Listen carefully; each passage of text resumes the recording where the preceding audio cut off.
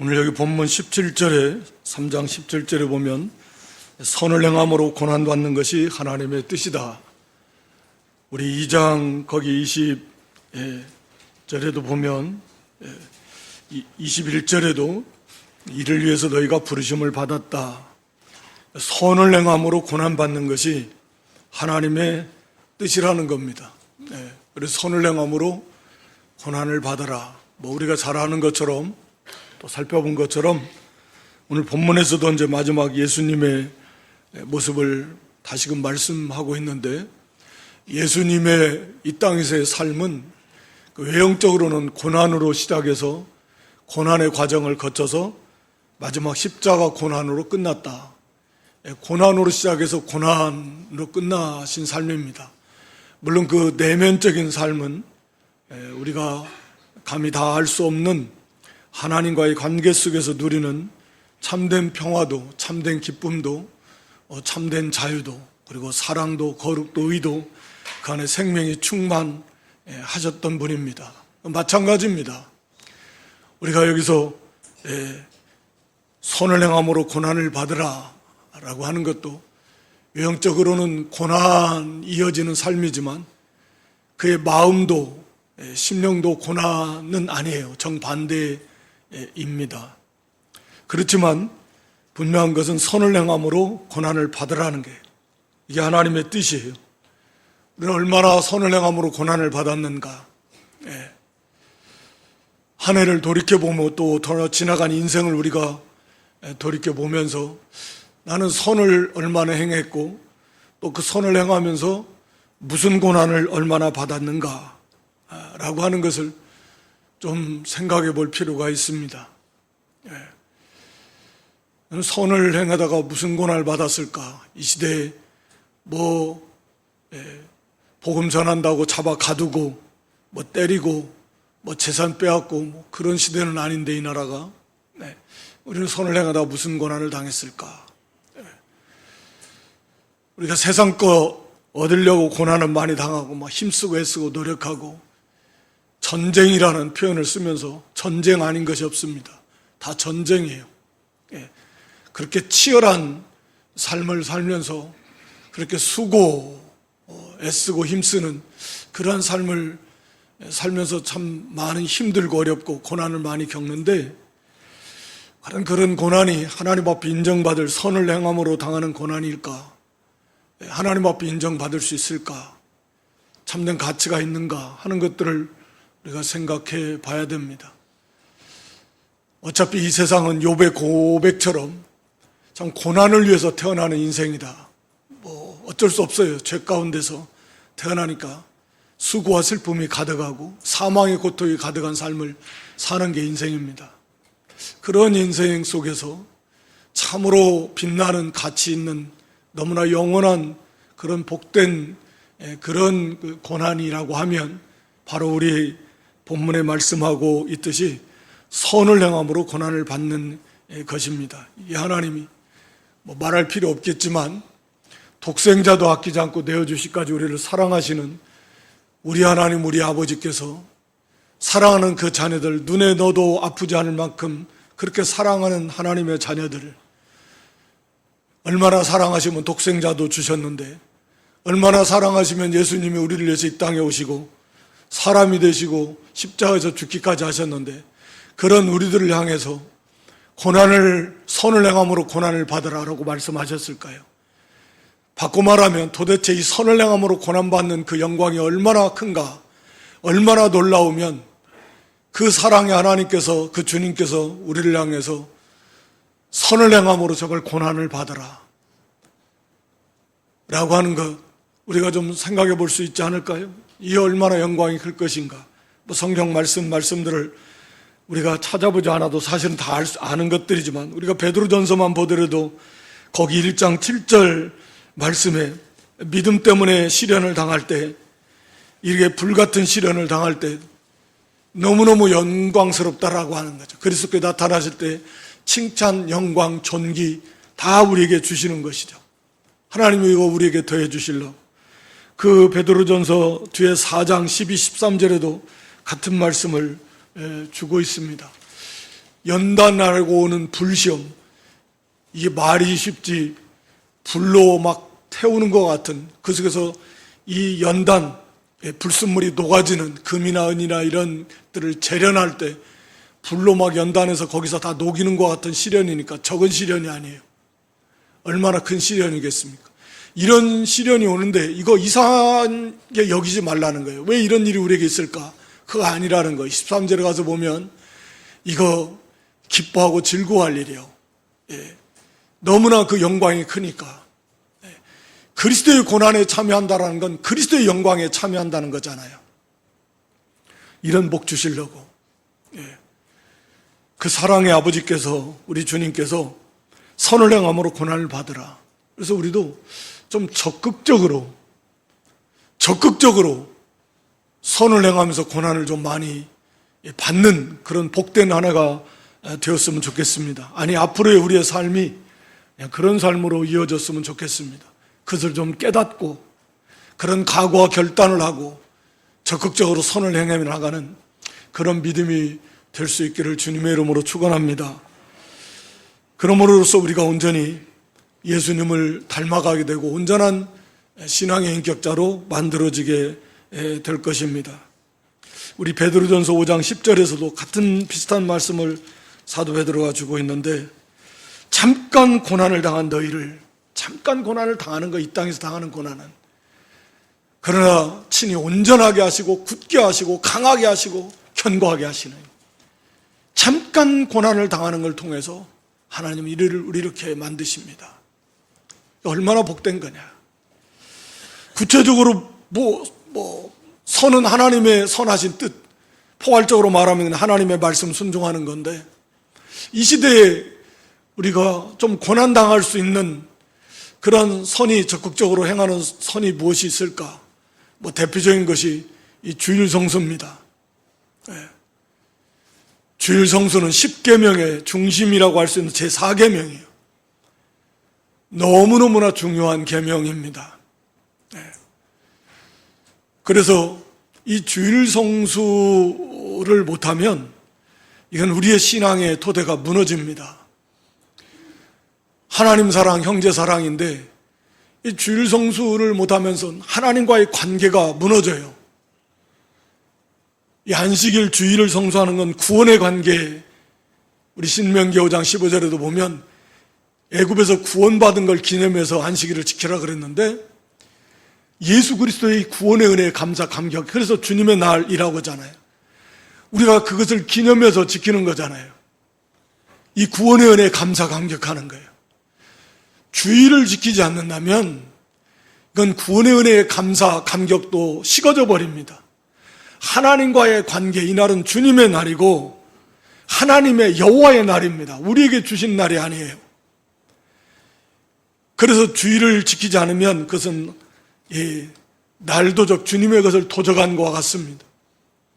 그러니까 가장 기본이, 우리가 예수님을 믿는 사람이라고 하면 생명을 내놓고 지켜야 될 것이 바로 주일입니다. 물론 주일을 지키는 것도 껍데기로만 지키면 안 되지만, 그래도 기본적으로 주일을 지키는 건 이건 생명을 내놓고 지켜야 되는 것입니다. 어느 시대를 막론하고. 한 시간을 드리는 것이 아니라 한 날을 구별해서, 주님의 것으로 구별해서 그날을 온전히 하나님이 기뻐하시는 하나님과의 관계, 가장 하나님이 기뻐하시는 예배의 중심이 되어야 되고, 하루 종일 예배는 드릴 수 없지만 나머지의 삶도 예배의 삶이 되고, 구원의 은혜에 감사 감격하면서 경건하게 하나님 기뻐하시는 선을 행하고 위로해주고 어려움 당한 형제들 또 복음을 전할 수 있고 할 수 있습니다. 어찌됐든 주의를 지켜야 된다.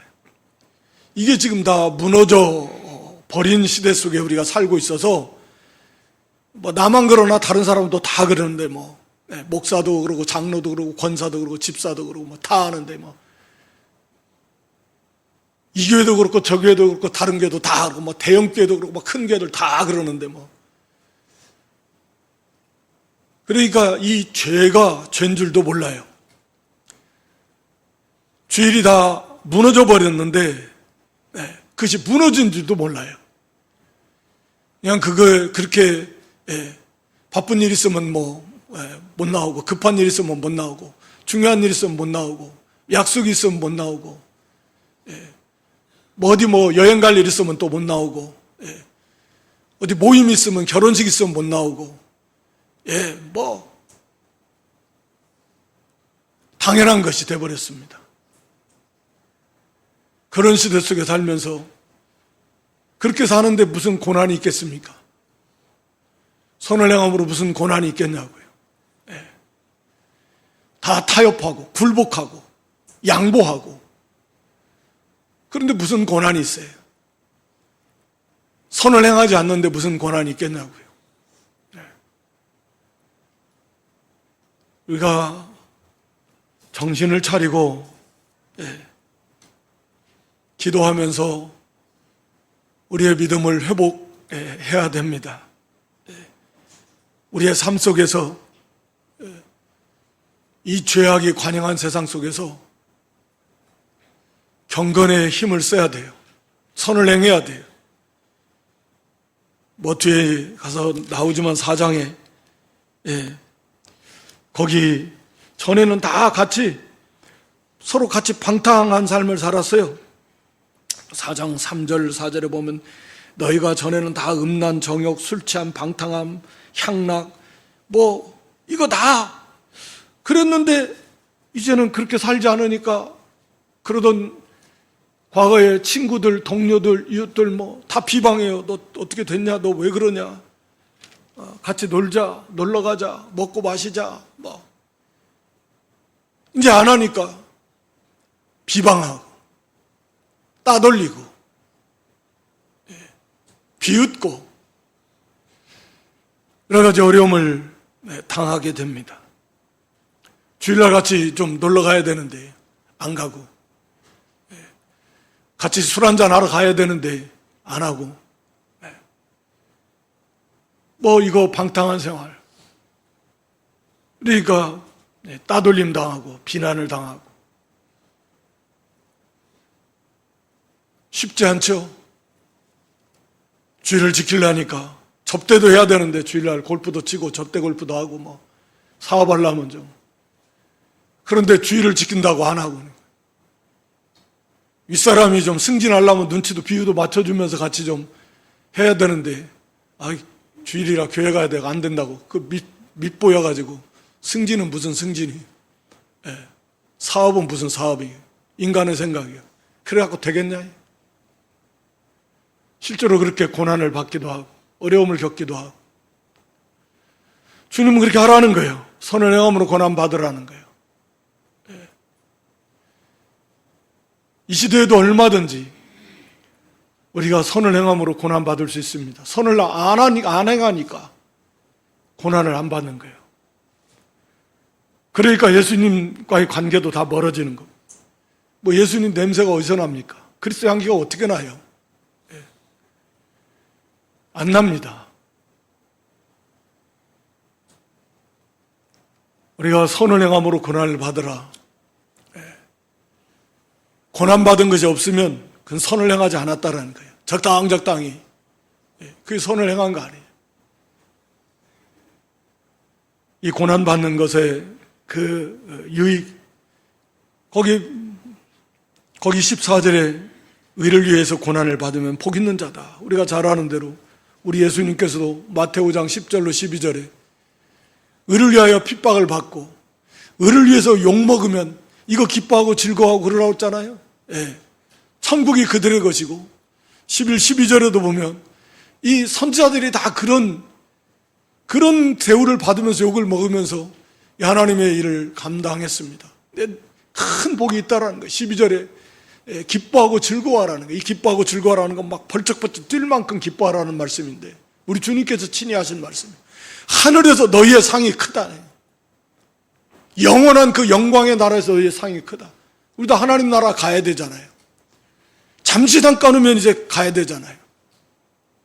그리고 이제 영원토록 이어지잖아요. 하나님 나라. 거기에서 이 상이 영원해요. 무한히 커요. 잠깐 있다가 없어지는 것이 아니에요. 시간이 지날수록 점점 무덤덤해지는 것도 아니에요. 영원합니다.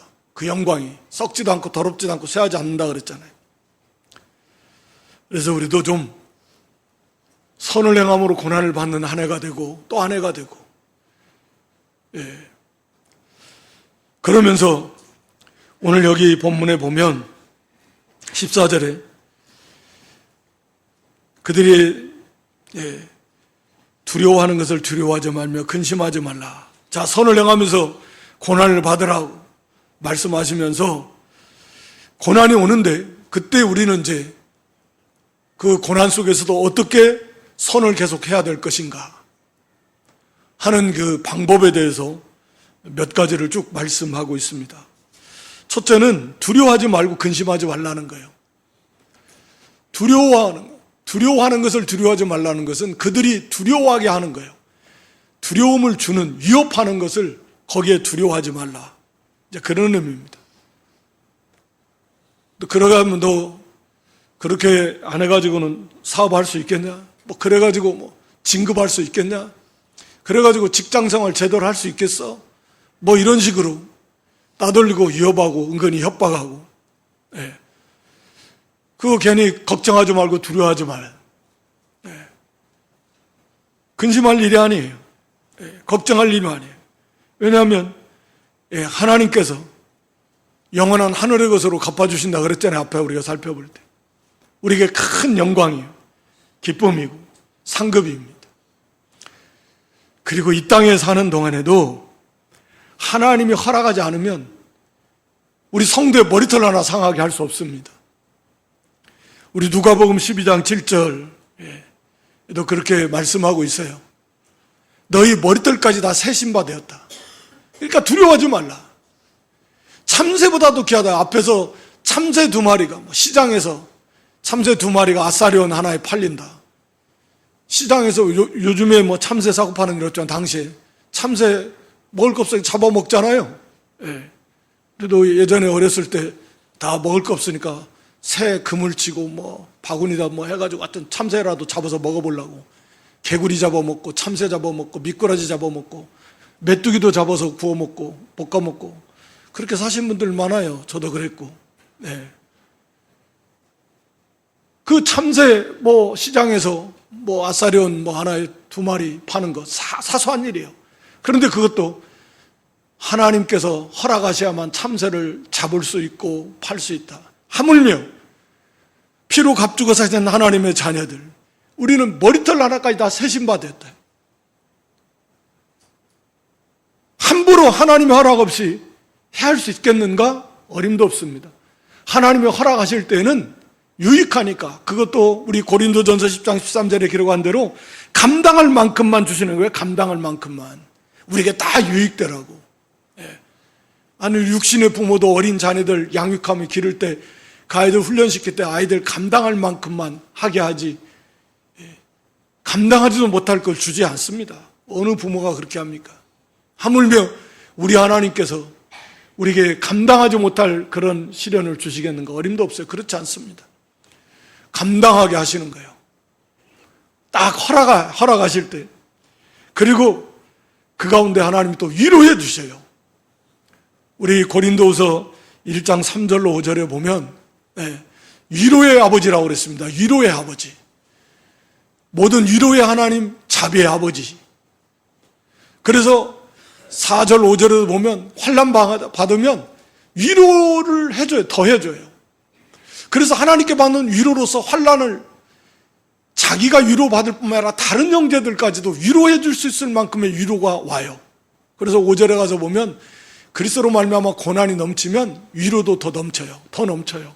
하나님의 위로가 오면 그 고난 아무것도 아니에요. 이제는 오히려 그 속에 감사가 있고 기쁨이 있고 평강이 있고 자유가 있습니다.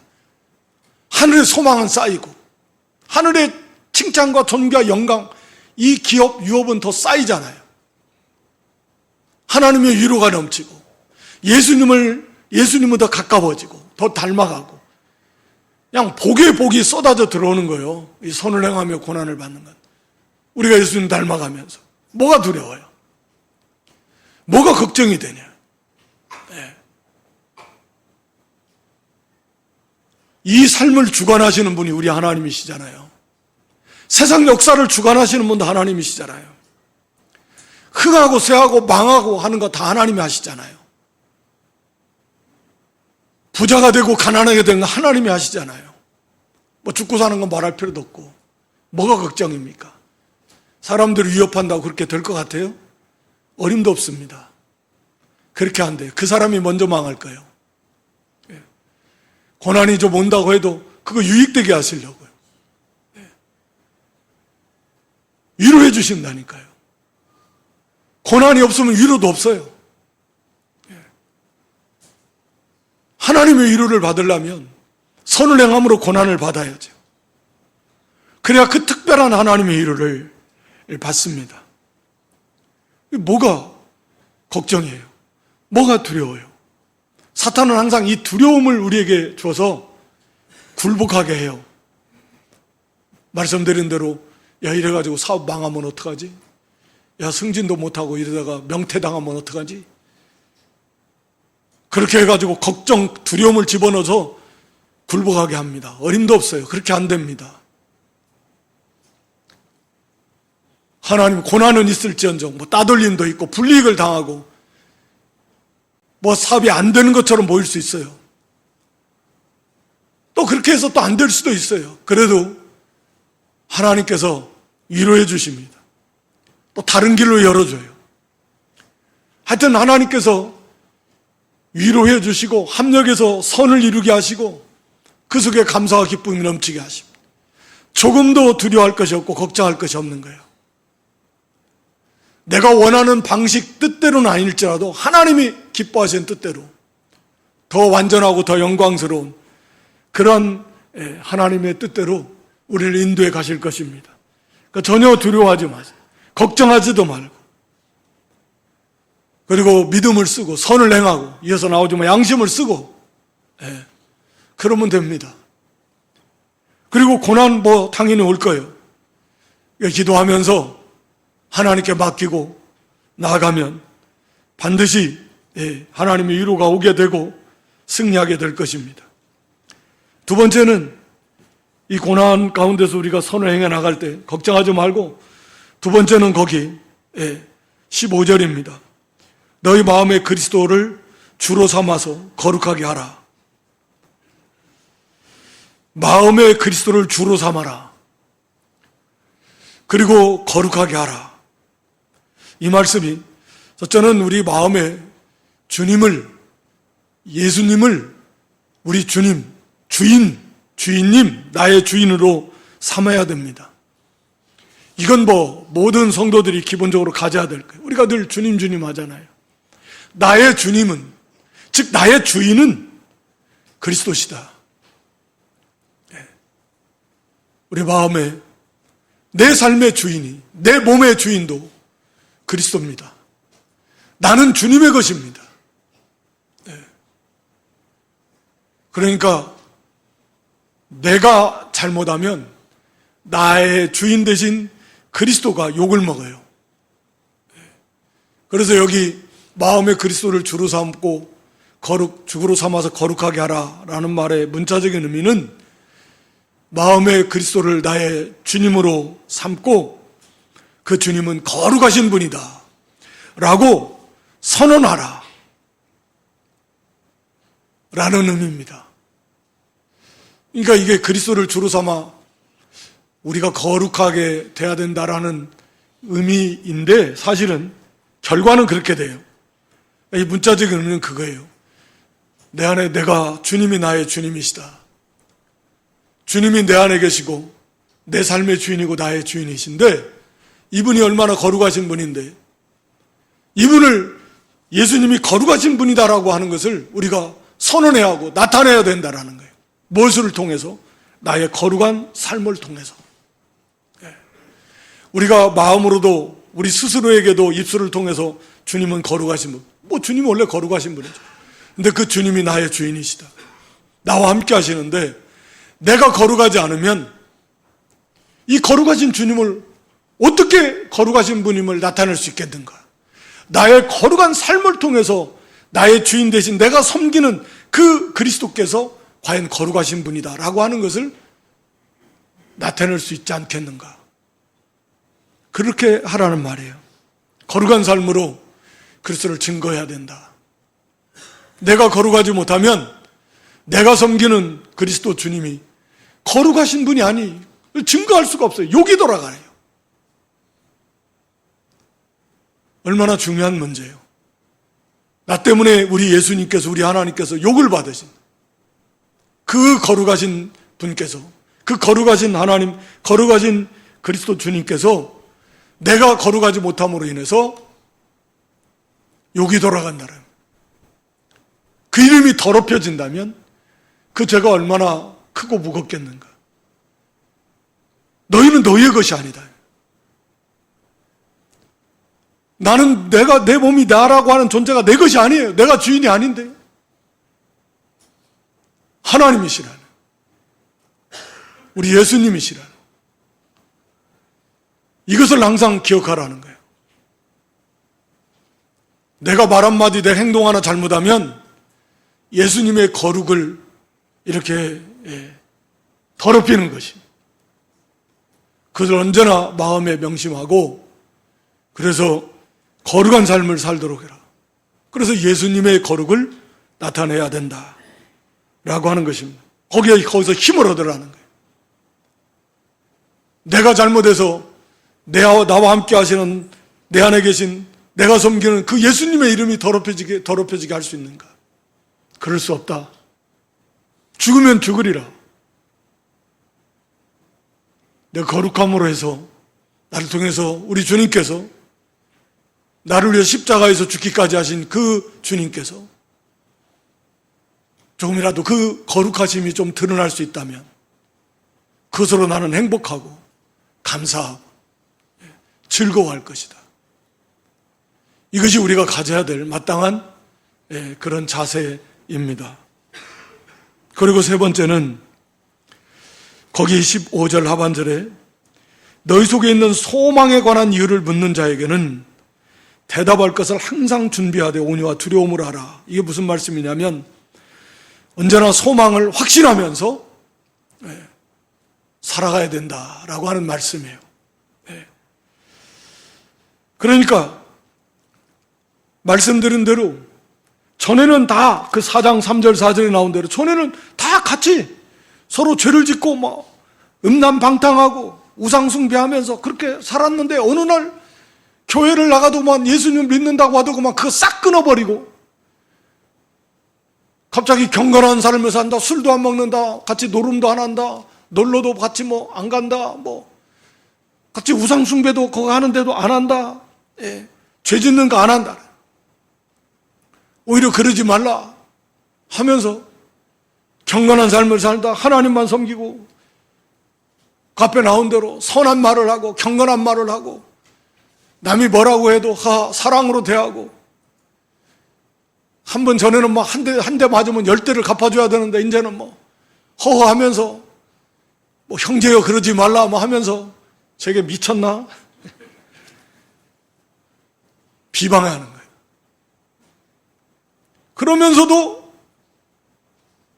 오히려 기뻐하고, 고난이 오는데 욕을 먹으면서도, 불이익을 당하면서도 오히려 감사하다 그러고 기뻐하다 그러고 변함없이 그렇게 그런 삶을 사는데, 그게 보여주려고 하는 게 아니라 옆에서 보니까 진짜 기뻐하는 것 같고 진짜 즐거워하는 것 같고 막 이해가 안 되는 거죠.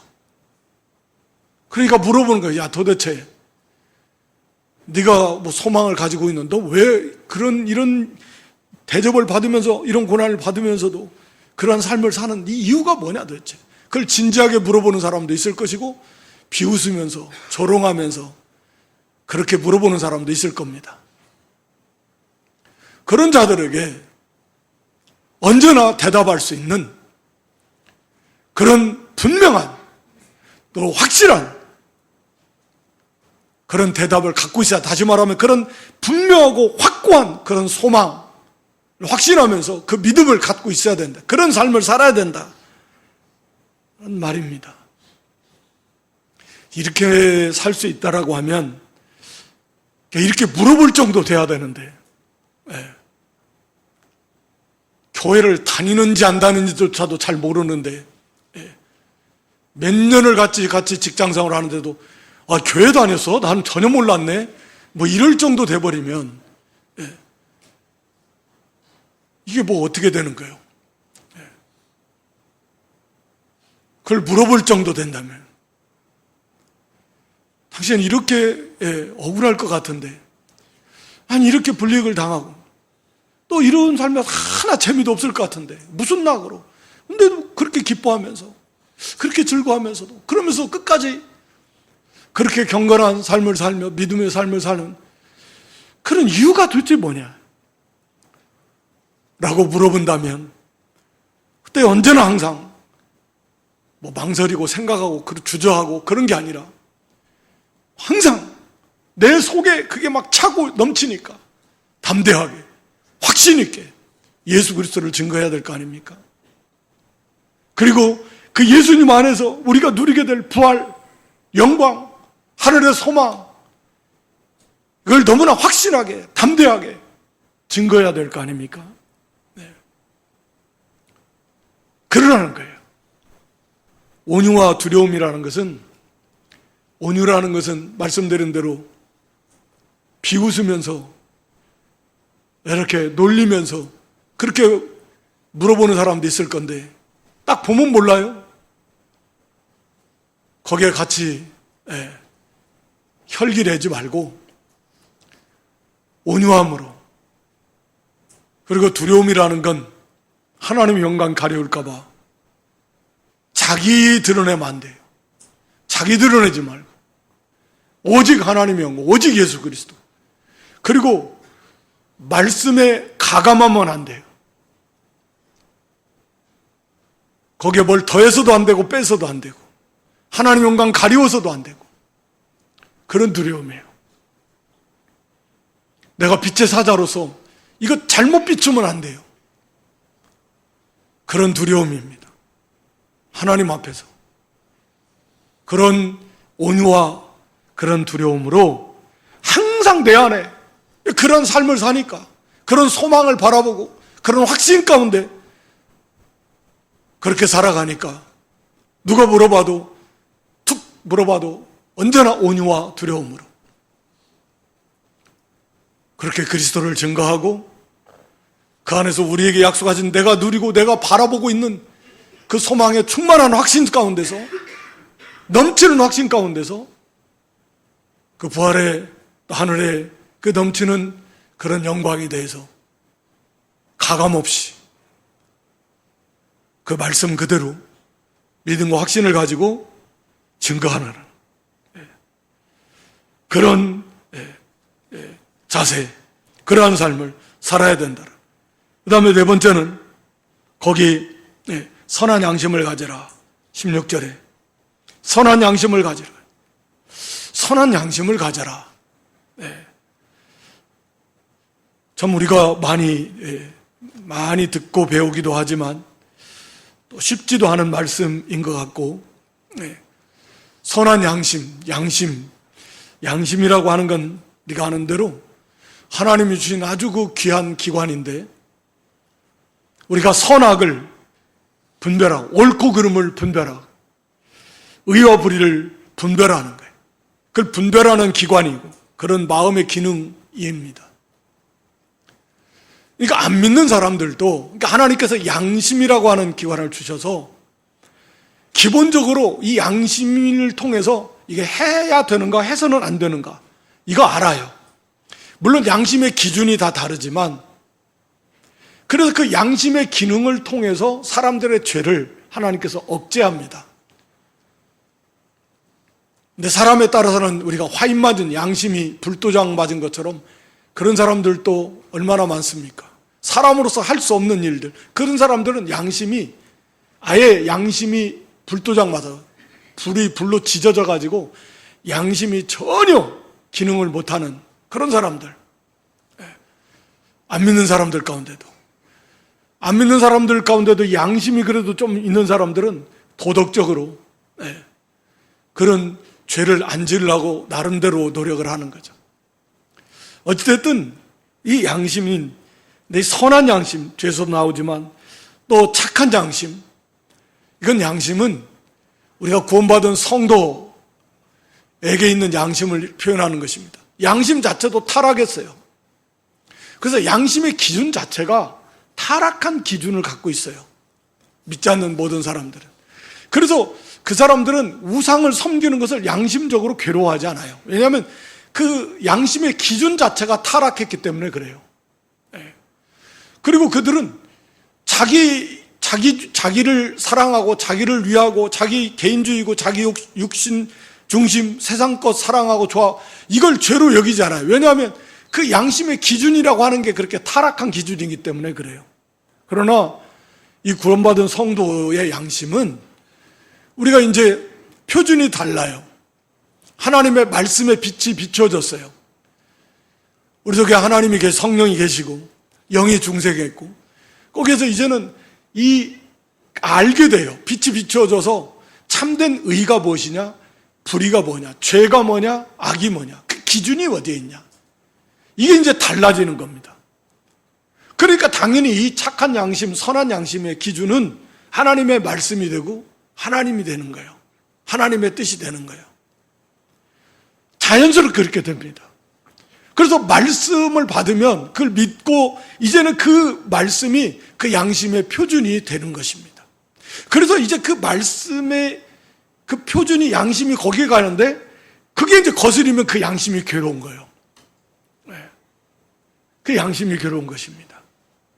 그래서 이 선한 양심을 가지라는 말은 다른 말로 말하면 양심을 자꾸 쓰라는 거예요. 양심을 자꾸 써서 그 양심의 기능이 뭐예요?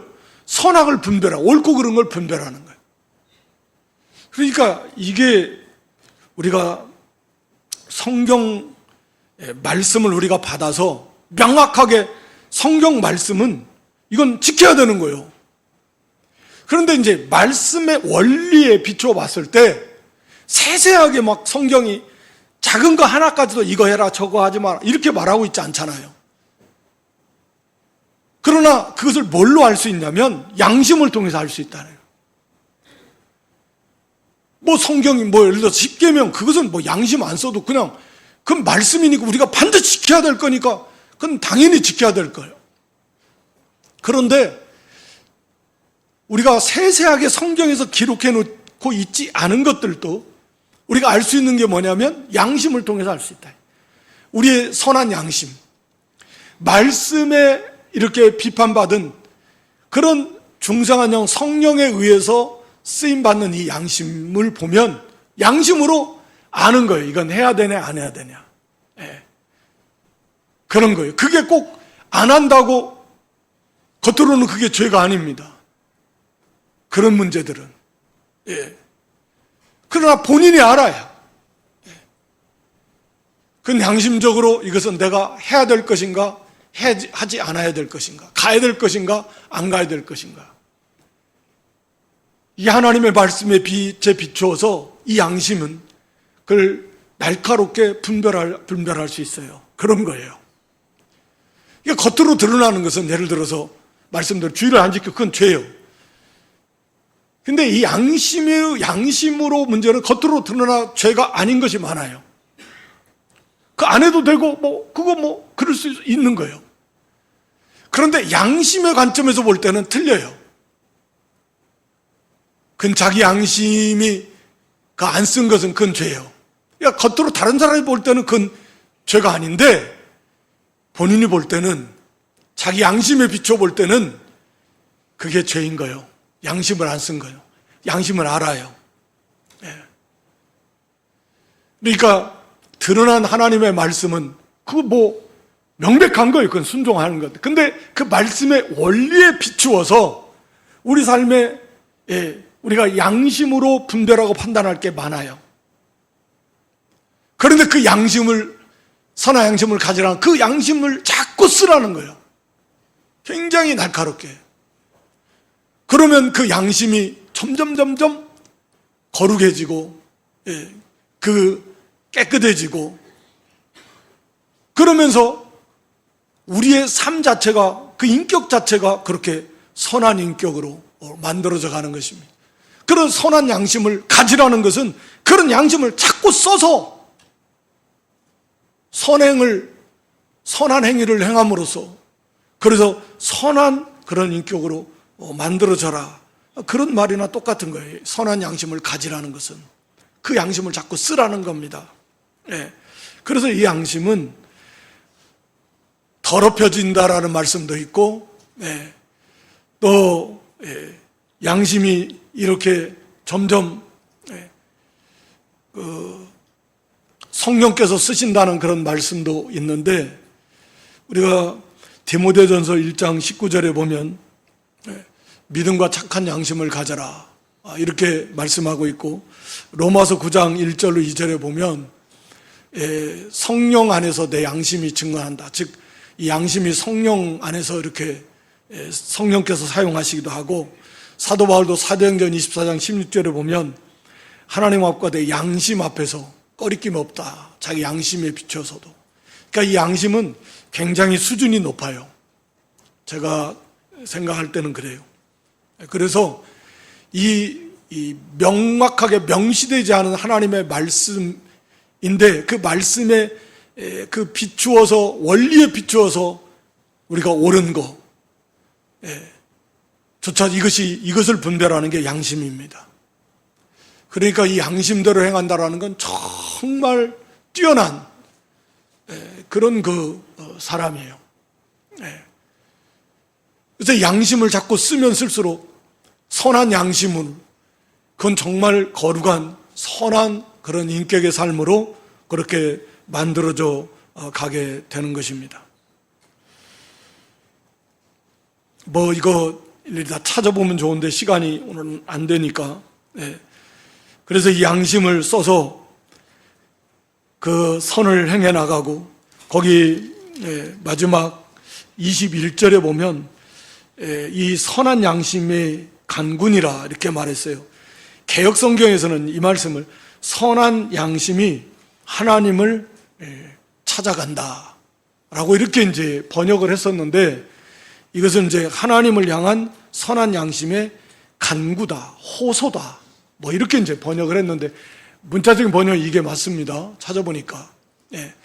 하나님을 향해 찾아간다라는 건 막 굉장히 많이 의역을 한 거고, 문자적인 그 번역은 하나님을 향한 간군이라, 선한 양심의 간구다 또는 호소다, 이런 것이 이제 문자적으로는 이게 맞는 번역입니다. 이게 무슨 말씀이냐면, 선한 양심, 그러니까 극도의 그 말씀에 명시적으로 기록되지 않은 그런 하나님의 뜻조차도 양심이 그것을 찾아서 그 뜻대로 이렇게 행하는 게 선한 양심인 것입니다. 그러니까 그런 양심을 자꾸 쓰는 사람은 하나님 앞에 간구하며, 하나님을 찾으며, 하나님 앞에 가까이 나아가며, 이게 양심의 욕구예요. 하나님을 계속해서 찾아 나가고, 하나님을 계속 하나님 앞에 부르짖으며, 하나님을 찾으며, 하나님께 간구하며, 하나님 앞에 가까이 나아가는 게, 이게 선한 양심의 그 모습이다라는 거죠. 그래서 아마 이 개역에서는 하나님을 향해 찾아 나간다라고 의역을 한 것이고, 이것은 이제 문자적인 의미로 번역을 한 것입니다. 그래서 계속해서 이 선한 양심은 하나님을 향해서 찾고 구하고 하나님을 가까이 하고, 이게 선한 양심의 그 모습이에요. 우리는 이 노아시대의 사람들처럼 그렇게 불순종하다가 멸망, 그런 사람들이 아니고, 우리가 정결함을 입은 그런 이제 깨끗함을 받은, 그래서 이 참으로 선한 양심을 가진 그런 사람들이다. 사도 베드로가 지금 하고 싶은 말씀은 그 말씀인데, 선한 양심을 가진 그런 하나님의 사람들이라면 이제 우리도 예수님을 본받아서 우리도 선한 양심을 써서 계속해서 정결한 삶을 살고 하나님을 찾으며 하나님 앞에 가까이 나아가는 이제 그러한 삶을 살아야 된다. 그것이 우리가 고난 속에서도 끝까지 선을 행하며 나가는 그러한 모습이다라고 이렇게 말씀하고 있습니다. 그래서 그것은 이제 그리스도를 본받아야 된다. 그리스도를 좀 생각해라. 거기 18절로 마지막절은 예수님께서도 그런 선을 행함으로 고난을 받으신 최고의 모습을 보여주셨는데, 그래서 그분이 어떻게 됐어요? 마지막 절에 지극히 존귀하게 되셨다, 그 말입니다. 그러니까 우리도 선을 행함으로 그렇게 고난을 받을수록, 예수님을 닮아갈수록 그런 영광에 참여하게 될 것이다 라고 하는 것을 지금 말씀하고 있는 것입니다. 오늘 좀 시간은 부족해서 좀 뒤에 말씀을 좀 살펴보고 싶은데 그러지 못한 것 같고, 우리가 선을 행함으로 고난을 받으라, 하나님의 뜻입니다. 특별히 이 시대에 우리가 주의를 좀 성수하는 일, 주의를 성수하는 일이 선을 행하는 중요한 건데, 이 무너져버린 시대 속에서 우리가 선을 행하면서 믿음을 지키면서 우리가 어떠한 고난이면 오히려 기뻐하고 즐거워하고 감사하고, 거기 염려 근심 걱정하지 말고 하나님께서 감당하게 해주십니다. 하나님께서 위로해 주십니다. 또 하나님께서 말할 수 없는 그로 인한 영원한 칭찬과 영광과 하늘의 상급으로 갚아주십니다. 언제나 예수님, 내 마음에 나의 주인이 예수님이십니다. 내가 거룩하지 않으면 그 예수님의 거룩하심이 훼손되고 이 이름에 욕이 돌아갈 것이다. 나의 거룩한 행실로 하나님의, 예수님의 그 거룩하심을 우리가 증거해야 돼요. 그래서 우리가 그런 산소망 가운데 정말 그 소망의 이유를 물을 수 있는, 그런 물음을 당할 수 있는 그런 믿음의 사람이 되어야 될 것이고, 특별히 선한 양심을 가져야 됩니다. 예수님을 생각하면서, 예수님을 본받으면서 우리가 선한 양심, 우리에게 있는 이 양심을 자꾸 써서 그 선한 양심을 날카롭게 씀으로 인해서, 그래서 우리도 예수님과 같은 그런 그 선을 행함으로 고난을 받지만 그 하나님의 위로를 받고 감당하고 승리해서 그런 영광에 이르는 그런 저와 여러분 모두가 될 수 있기를 주님의 이름으로 축원합니다. 하나님 아버지, 고맙고 감사합니다. 선을 행함으로 고난을 받으라, 이것이 하나님의 뜻이라고 그랬습니다. 우리 예수님께서도 완전한 선을 행하시기 위해서 완전한 고난을 다 받으신 우리 예수님을 항상 우리가 생각하면서 우리와 함께 하신 우리 하나님 그 약속의 영광의 상급을 바라보면서 또 우리에게 위로해 주시고 절대 주권을 가지신 우리 하나님, 우리 아버지께서 함께 해 주심을 믿고 근심하거나 두려워하지 말고 예수님 우리 마음의 주님으로 삼고 우리가 거룩한 행실로 주님의 거룩함을 증거하며 우리가 소망의 확실함 가운데서 즐거워하며 이렇게 예수 그리스도를 증거하고 또 선한 양심을 가지면서 언제나 선을 행하며 고난을 받아서 참으로 영광에 이르는, 예수님을 많이 닮아나가는 그런 승리하는 복된 믿음들이 되게 해 주시옵소서. 예수님의 이름으로 기도드리옵나이다. 아멘.